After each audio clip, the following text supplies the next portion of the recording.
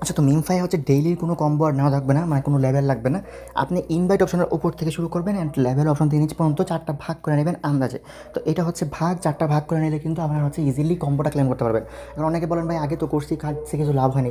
এখন যেহেতু আগের যেমন 5 দিন মাইনিং কলেজে আসতো, এখন যদি 1 সেকেন্ডে তা আসতেছে 10 সেকেন্ডে, তো এটা নিয়ে দেখেন, যা পাবেন মূলা পাইলেও এখান থেকে একটা ভালো প্রফিট হয়ে যাবে, যেহেতু লাস্টের দিকে ভালো বেশি পয়েন্ট দিতেছে।